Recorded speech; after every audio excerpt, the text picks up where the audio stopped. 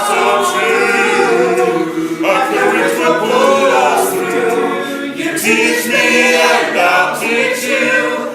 Pokemon, gotta catch 'em all, gotta catch 'em all, Pokemon. Hello YouTube, this is Necrostevo. Happy Friday. It is time for a battle. Today's match is against Nox, aka Eeveeingensokyo, and I had a match with her before. We have another match. I really like this UU team. It has some parts of it that are really unconventional for UU, and it has some parts that are very conventional, as you guys can kind of see from the team build. And she's actually running a Hacks team, which is interesting just because, you know, Hacks is there in the game. Why not try to play around with it? I guess most notably about my team that's different is offensive Water Spout Blastoise holding Mystic Water, Banded Flygon, and I try to bluff Scarf. My Nidoking is actually Scarfed. Here, in the beginning, I wanted her to be thinking that I was Scarfed, so I just go straight for the U-turn. I wasn't really expecting Claydol to switch in there, but I'll definitely take that banded damage on Claydol. By the fact that it did take it that well, it is probably a physically defensive wall. I go out into Crobat to stop it from setting up screens or Stealth Rocks or anything like that. I'm just going to go straight for Taunt. Even if she carries Psychic or Ice Beam, Crobat will be able to live it just because mine is a little bit bulky. Not very bulky, but a little bit. She brings out Druddigon, and I was afraid of a Dragon-type move right there, so I go out into Cobalion, and she does actually go for Dragon Tail, which is fine. I get dragged out into Siren again, and that's okay. I get to go for more Outrages. And I go straight for the Outrage. I knew that she had a Registeel, but the threat of me predicting and going for Earthquake is probably a little bit too much to try to just switch in Registeel blindly. But now she knows I'm locked into Outrage, and so now she can go into Registeel.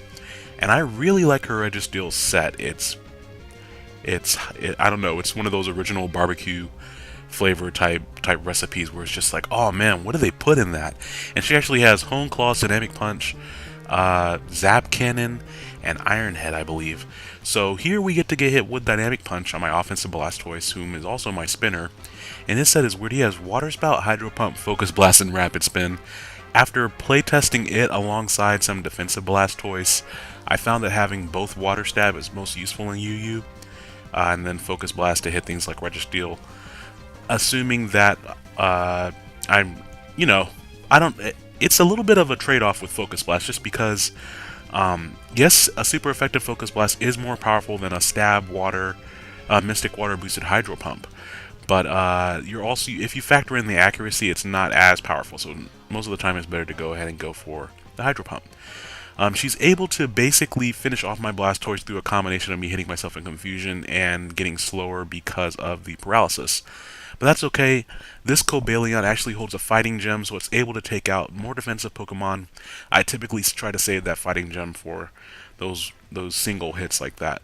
She goes out into Druddigon, and I know I can't stop it from glaring anything, so I'm going to stay in with Cobalion. This one has a really weird EV spread. It's like max HP,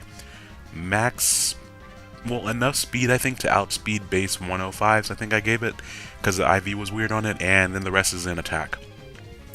And here I Volt switched, expecting her to switch to expect me to attack, and she Dragon Tails my Umbreon, so I didn't get to choose what I went into anyway.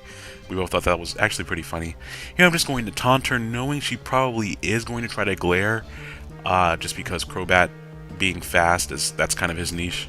I don't know. And of course my Crobat is nicknamed after Morrigan from the Darkstalker series, for those of you guys who play that. Soul Fist.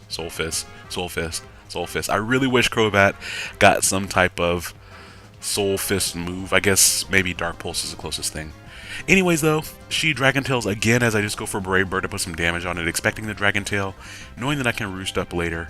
She surprises me here with Earthquake. I was not expecting that. I figured maybe she had Fire Fang or something for coverage. And unfortunately for me, close combat without the Fighting Gem is not going to be enough to finish her off, and I take some rough skin damage. And I over-predict because I predicted her to go for Dragon Tail, predicting me to switch out, and she actually just doesn't over-predict and go straight for Earthquake again. And so I actually stayed in to go for another close combat. But I lose Cobalion, but I got my rocks up. I was able to put a huge dent, and Cobalion got 1 KO with the Fighting Gem boosted close combat, so that worked out. Go out in the Scarf Nidoking, even if she has a Sucker Punch, it's not going to do very much. And Ice Beam hits several things on his team super effectively, so it's all safe to do that. Now, I didn't want Nidoking getting confused there and hitting himself in confusion, so I go out into Eloon, the Umbreon.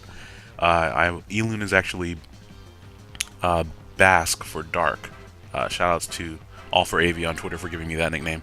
And unfortunately, she's one of these wonderful variants of Liepard that we see so often. And I went for Toxic just hoping, okay, maybe she'll try to Swagger again before she puts up the sub, then I can at least get some residual damage going on.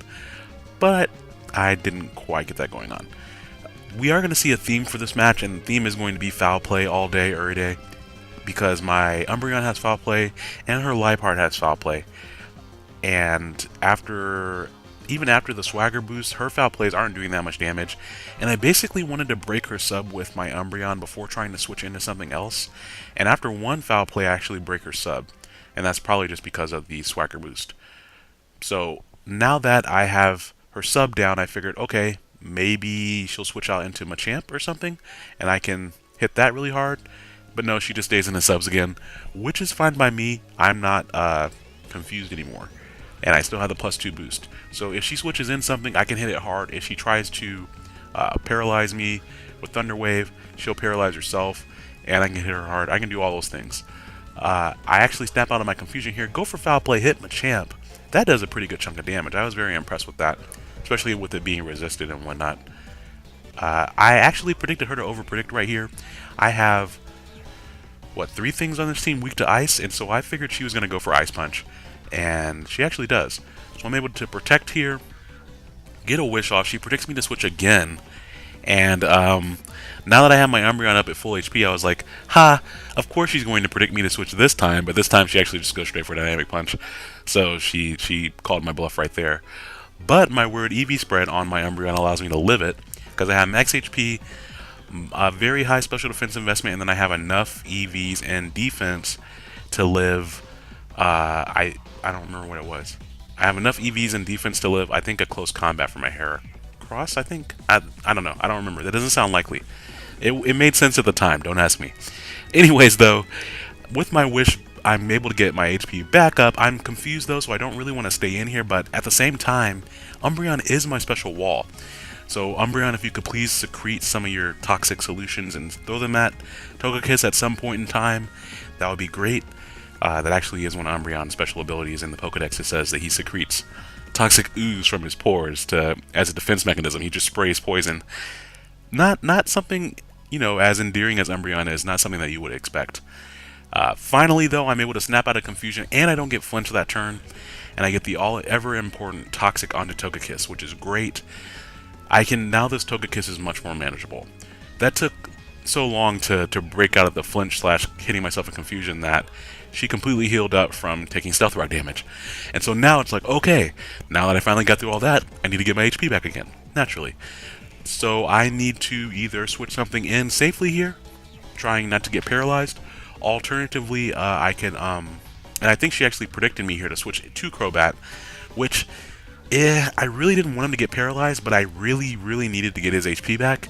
And it's funny because that doesn't even end up mattering, because I didn't think I was going to have an opportunity to roost later, was the main thing. But I am able to get Crobat in relatively safely. He doesn't take damage. Being paralyzed really sucks, especially with flinch shenanigans going on. But I really just wanted to basically force the Togekiss to sit in here and take toxic damage. Because if I couldn't hit it, darn it, the toxic is going to work on it from the inside in. Inside out. Inside about. So yeah, that's the thing. I switch a Nidoking on a predicted Air Slash because what else is she going to do? Air Slash is working completely fine right now, and she has a chance to flinch me. And I really just need to take care of Togekiss. Now it's at the point, even if it's the defensive calm, especially defensive calm variant, it has taken enough toxic damage where Thunderbolt will take it out. So that's great. She brings in Liepard again, and I'm like, alright, if I hit this thing with a Thunderbolt, that's going to be a good game. Because either she can sub up, she can't paralyze me with Thunder Wave, she can foul play me, which isn't going to do very much because I'm timid, or she can go ahead and use Swagger and bank on the 50-50. She opts to go for Swagger here, and I was like, alright, Nidoking, you have 2 chances to break through this, and I don't break through either of them, and she finishes me off with the foul play. So that kind of sucks. I lose the purple war there. Purple cat wins out over purple Nido poison type creature. I don't know. Whatever. I make a stupid play and go into Morgan. I don't know why I went into Crobat right there. I really didn't have any reason to. I don't know why I did that. Anyways, though, here I'm thinking, okay, she can basically stall me out of anything that I'm going to do and confuse me in the end. So I might as well just go ahead and go for Outrages, because I'm going to be confused anyway. So why not lock myself into my most powerful banded move?